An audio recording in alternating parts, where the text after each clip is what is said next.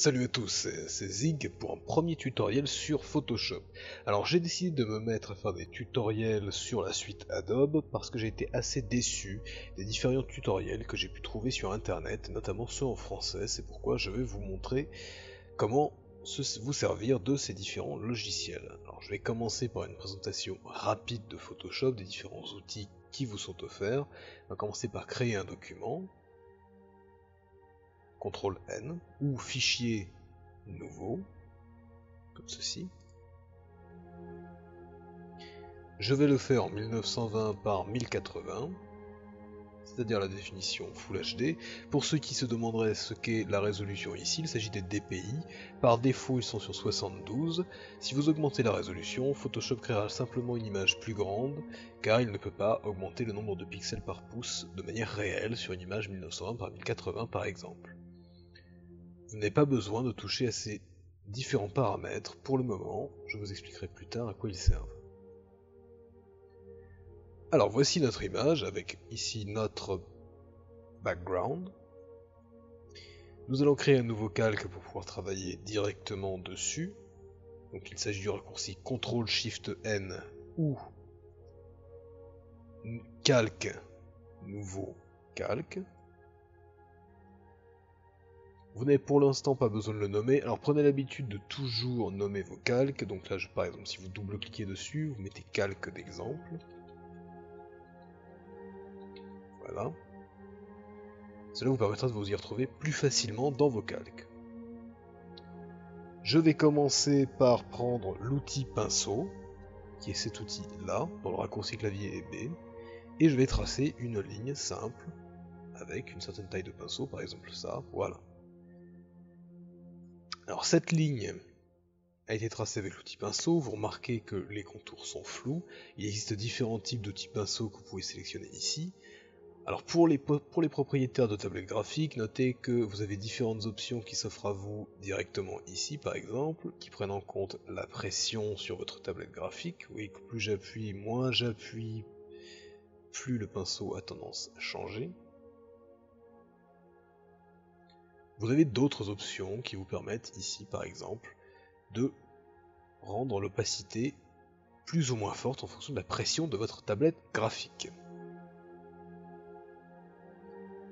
Vous avez différents modes de fusion que j'expliquerai par la suite. Alors sachez qu'il existe d'autres styles de pinceau, par exemple celui-ci, qui répond directement à l'orientation de votre stylet, comme vous pouvez le voir en haut à gauche si vous avez une tablette graphique. Par exemple, si je dessine avec en tournant mon stylet, vous voyez que le dessin ne prend pas la même tournure partout. Il existe également des paramètres prédéfinis de pinceau, par exemple celui-ci, Grunge, que vous pouvez télécharger sur internet ou créer vous-même.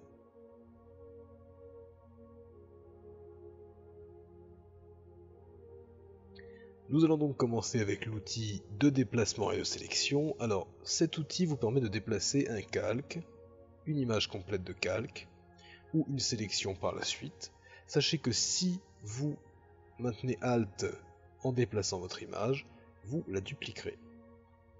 Il ne sélectionne qu'un seul calque. Par exemple, si je cherche à déplacer le calque du dessus, vous voyez que seul ce calque bouge et que celui de derrière reste fixe. Bien. Nous avons ensuite l'outil de sélection rectangulaire. Cet outil vous permet de faire des sélections rectangulaires ou carrées. Si vous maintenez Shift ou Maj, vous aurez une sélection parfaitement carrée, ou de le faire partir du centre de votre pointeur en maintenant Alt, ou les deux en maintenant Shift et Alt. Vous pouvez ajouter de la sélection à une sélection préexistante en maintenant Shift, ou en retirer en maintenant Alt. Vous pouvez enfin couper votre forme en maintenant CTRL.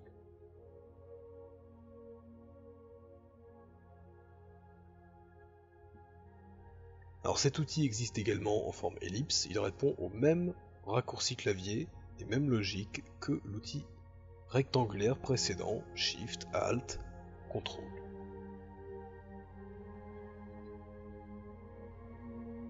Vous avez également l'option de sélection de ligne ou de colonne simple, il sélectionnera une ligne ou une colonne de votre image sur une épaisseur de 1 pixel.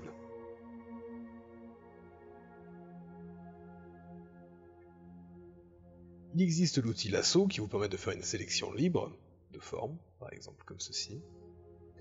L'outil lasso a l'avantage de créer une forme, même si vous le lâchez dans le vide, il créera une ligne droite entre le point d'entrée et le point de sortie. Cet outil a pour but généralement d'être utilisé pour créer des formes libres comme ceci, et les remplir par la suite pour les modifier plusieurs fois. Vous pouvez également ajouter de la sélection avec Shift et en supprimer avec Alt comme sur les autres outils ou la couper avec CTRL.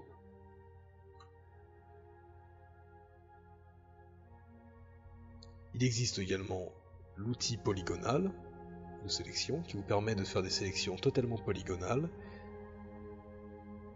Vous devez donc joindre votre polygone et ainsi répondre aux mêmes logiques que précédemment, ajouter de la sélection ou en retirer, ou même couper la sélection existante. Enfin, l'outil lasso magnétique vous permet d'accrocher votre sélection à des pixels préexistants.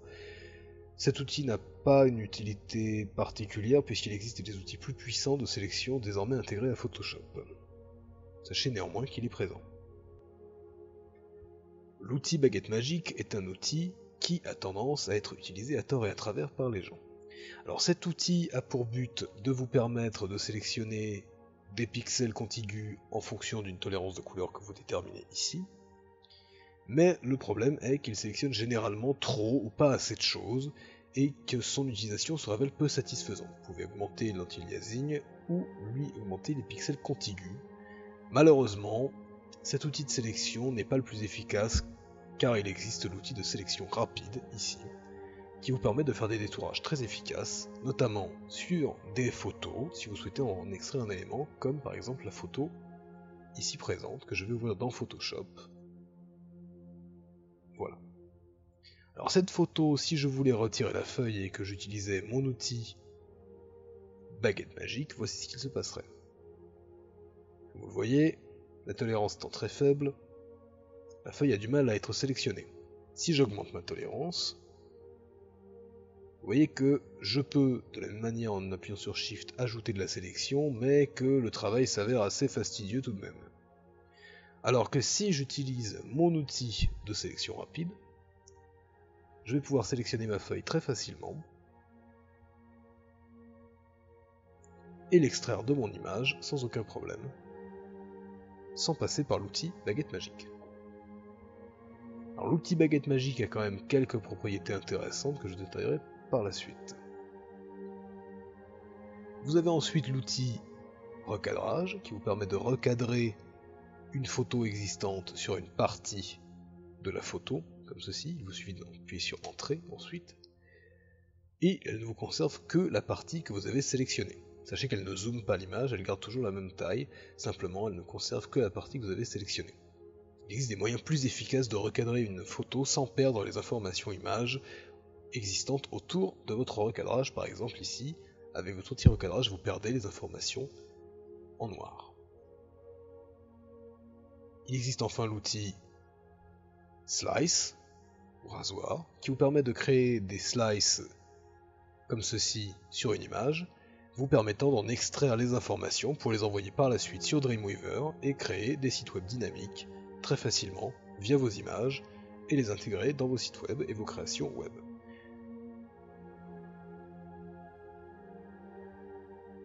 L'outil Pipette ou Eyedropper Tool est un outil vous permettant de récupérer une sélection de couleurs, donc par exemple ici un vert clair pomme, ou ici une couleur plus sombre comme du noir, ou là la couleur des cailloux.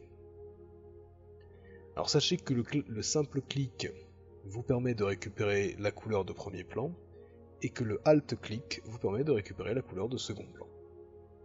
Vous noterez que lorsque vous récupérez une couleur et maintenez votre clic, la partie haute du cercle indique la couleur que vous êtes en train de sélectionner, et la partie basse du cercle, l'ancienne couleur qui était préalablement sélectionnée pour vous permettre de visualiser les nuances de couleurs que vous pouvez sélectionner. Il existe différents outils ici, ils ne présentent pour l'instant pas un grand intérêt, je les détaillerai donc plus tard. Alors l'outil Spot Healing Brush Tool ou Healing Brush Tool est un outil vous permettant de retoucher des photos pour modifier le mode de fusion de la partie de l'image existante et pour permettre des retouches plus simples de photos. Sachez néanmoins qu'il existe un moyen plus efficace de retoucher une photo que d'utiliser ces outils qui se révèlent être malheureusement légèrement archaïques. Par exemple, l'outil yeux noirs vous permet de retoucher les yeux noirs sur une photo, les yeux rouges sur une photo, pardon. Mais ici il n'y a pas de yeux rouges, ce qui les rendrait gris. Il existe des moyens beaucoup plus performants de remédier aux yeux rouges sur une photo que je vous détaillerai dans un tutoriel dédié. L'outil patch enfin vous permet d'appliquer un pattern sur une zone déterminée, par exemple celle-ci, vous voyez, use pattern, et de créer par exemple ce pattern bulle directement sur la zone en gardant les informations uniquement de couleur et non pas les informations images. Si je le faisais ici, voilà, mes bulles deviennent violettes. Alors l'outil pinceau a été longuement détaillé au début de ce tutoriel, je vais donc passer directement à l'outil crayon. L'outil crayon est un outil qui vous permet de dessiner des formes dures, sans floutage sur les côtés, comme ceci. Et par exemple dessiner soit pixel par pixel, soit en augmentant la taille, via des formes géométriques dures. Il répond également à la pression, comme l'outil pinceau. Alors sachez que cet outil a une utilité. Par exemple, lorsque vous voulez éditer une image pixel par pixel, il peut se révéler très pratique pour changer, en zoomant fortement sur votre image, la taille de certains pixels, la taille de certaines informations images, comme par exemple ici, si je voulais créer un contour noir, je pourrais le faire facilement avec mon crayon.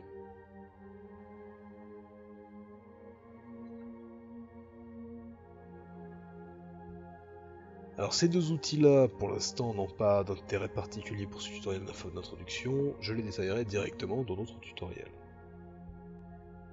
Alors l'outil tampon est un outil qui vous permet de multiplier un motif plusieurs fois via l'entrée source. Maintenez Alt pour créer un point source, car si vous ne créez pas de point source, eh bien vous aurez ce message d'erreur, puisque par définition, il cherche un point de sortie en premier.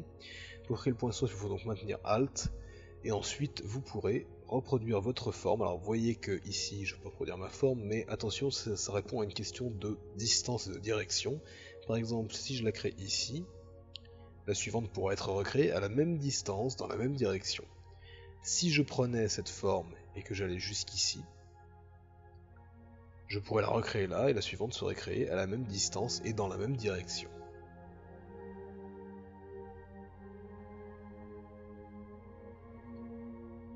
L'outil History Brush Tool ou Art History Brush Tool est un outil permettant d'agir directement sur l'historique de vos précédentes actions et n'a pour l'instant pas d'intérêt.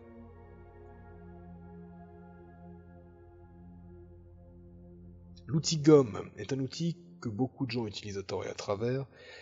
Cet outil a pour effet d'effacer les informations images, et si vous vous situez sur le fond, de remplacer les informations couleurs existantes par la couleur d'arrière-plan définie ici. Vous voyez que si j'échange ma couleur d'arrière-plan, ma gomme transforme toute information couleur ou image en noir. Je peux changer la taille de ma gomme ici.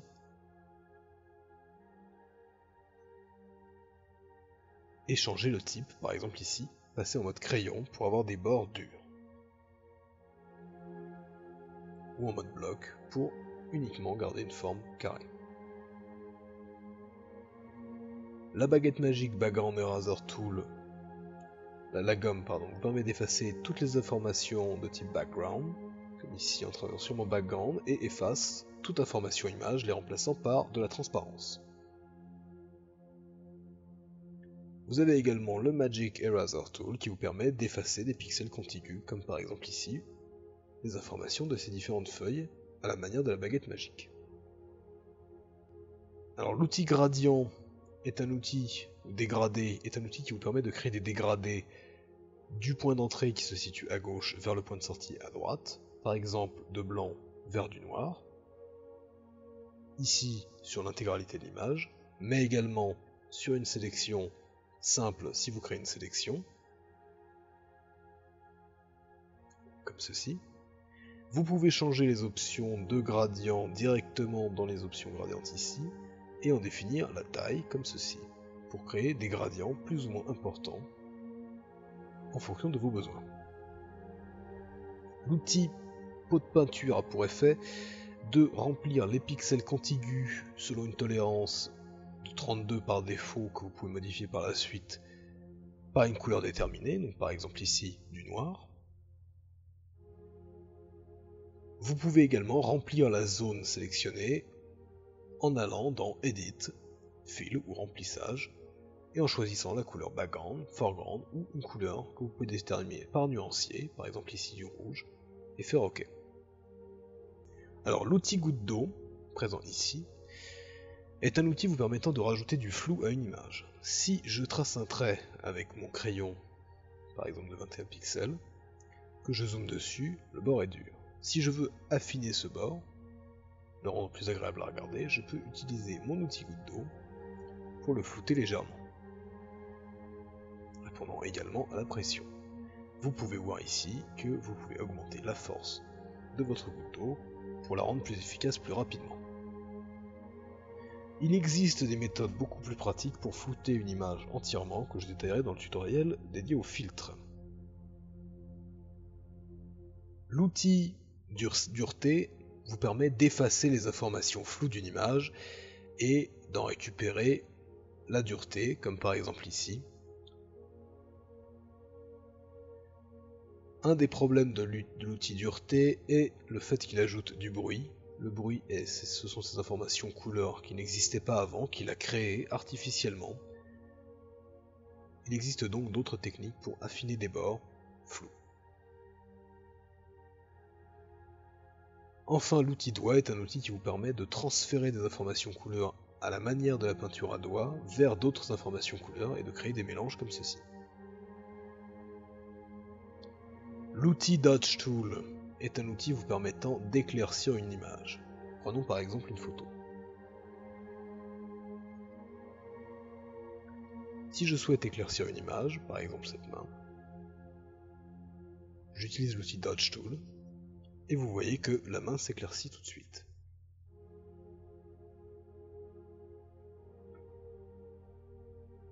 Si j'utilise l'outil Burn Tool, je vais assombrir les informations images, d'une photo par exemple. Comme ici, la main. Enfin, l'outil éponge vous permet de saturer ou désaturer une partie de l'image, par exemple. Je peux resaturer ma main pour augmenter les informations couleurs et désaturer mon autre main pour en effacer les informations couleurs et la rendre noire et blanche.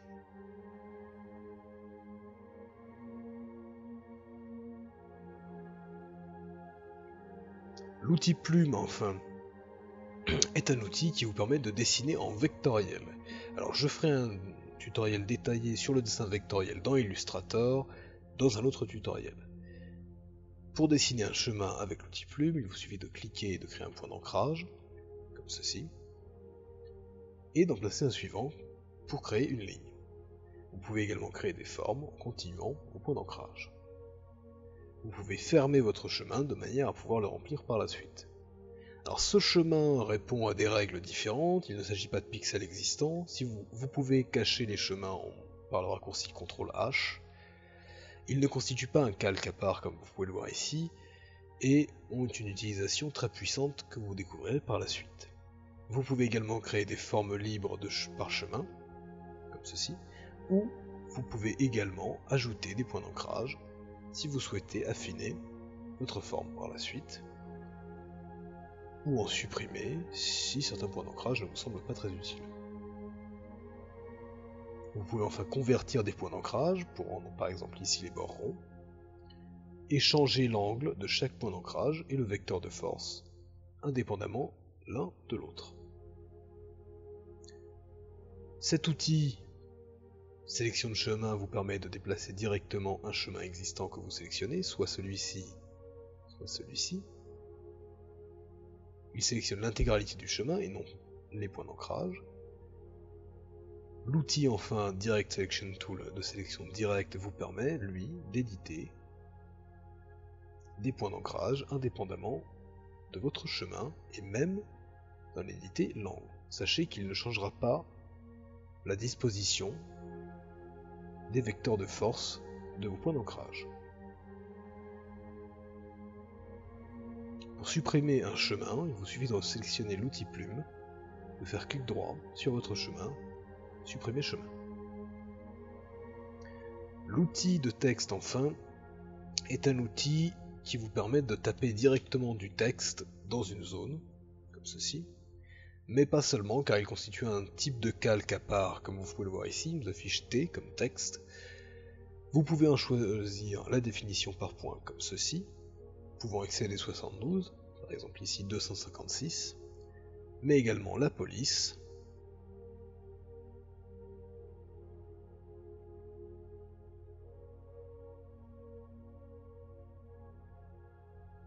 ou le type. Je vais vous trouver une police avec un type. Prenons par exemple aller et en changer le type ici.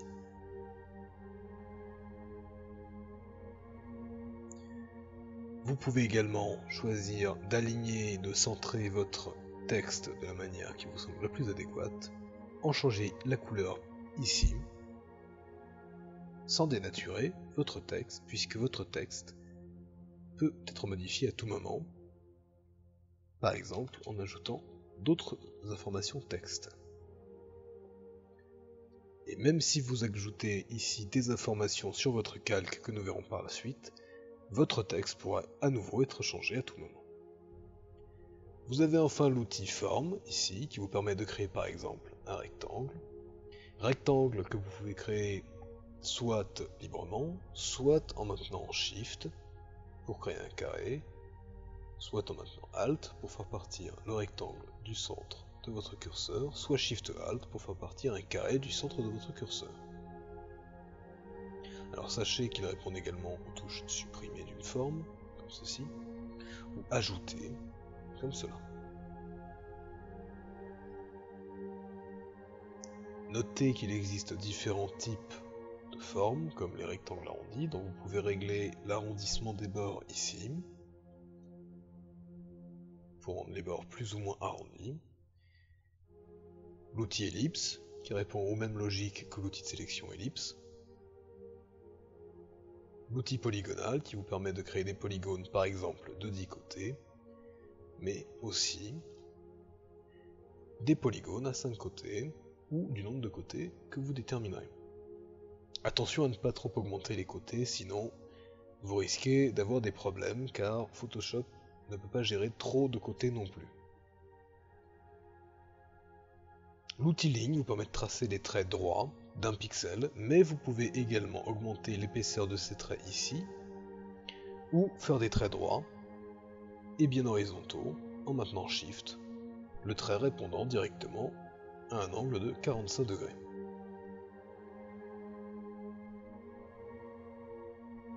L'outil de forme personnalisée vous permet de sélectionner des formes personnalisées dans la bibliothèque présente ici, ou des formes que vous aurez créées vous-même et ajoutées à cette bibliothèque, par exemple cette fleur de lys, comme ceci. Alors sachez que les formes présentes ici sont des calques séparés, qu'elles ne constituent pas un calque simple comme peut l'être n'importe quel autre calque, ce sont des calques spécifiques répondant au dessin vectoriel. Vous pouvez d'ailleurs en afficher le chemin en cliquant, comme ceci, sur votre forme. L'outil main, quant à lui, vous permet de vous déplacer sur votre zone de travail lorsque vous zoomez, par exemple, comme ceci, sans altérer votre image. Si je sélectionne mon outil pinceau, pour dessiner, je peux me déplacer et dessiner comme je le veux grâce à mon outil main. L'outil loop, déjà abordé, vous permet de zoomer et dézoomer sur une image, soit en cliquant simplement, soit en maintenant le clic et en allant de gauche à droite pour zoomer et dézoomer. Vous pouvez également sélectionner moins pour zoomer et dézoomer comme cela, ou faire CTRL plus ou CTRL- pour zoomer et dézoomer. Sachez également qu'il est possible d'afficher votre image selon sa taille réelle, en cliquant sur Actual Pixels ici, ou de la faire tenir de votre écran, quelle qu'en soit sa taille, comme ceci. Ces deux boutons répondront à raccourci clavier, CTRL-ALT 0 pour la taille actuelle et réelle, CTRL 0 pour faire tenir votre image dans l'écran. Enfin, ces boutons sont respectivement le bouton d'inversion arrière-plan, couleur d'arrière-plan, couleur de premier plan, qui répond au raccourci clavier X, comme ceci. Vous pouvez également cliquer là-dessus pour faire revenir vos couleurs de premier plan et d'arrière-plan sur les paramètres par défaut, étant noir ici en premier plan et blanc en arrière-plan. Vous pouvez donc également éditer votre couleur de premier plan ou votre couleur d'arrière-plan en cliquant dessus, vous permettant d'accéder directement à la palette RGB présente ici, dans laquelle vous pouvez choisir une couleur soit par sélection comme ceci, soit en entrant le code couleur ici, ou en ajustant les paramètres présents ici. Vous pouvez également choisir des couleurs applicables uniquement pour le web si vous cherchez à créer des images pour des sites web. Veillez également à noter ces deux avertissements, celui-ci concernant l'impossibilité d'impression de cette couleur et des difficultés d'affichage de cette couleur sur le web. Lorsque ces avertissements ne sont pas présents, votre couleur est imprimable et affichable sur le web. Sachez également qu'il existe différentes librairies de couleurs présentes ici, que vous pouvez aller chercher comme bon vous semble. C'est tout pour ce premier tutoriel assez long pour la présentation des premiers éléments de Photoshop. Le tutoriel suivant sera au sujet des calques. Je vous le présenterai très prochainement. À bientôt et bonne journée.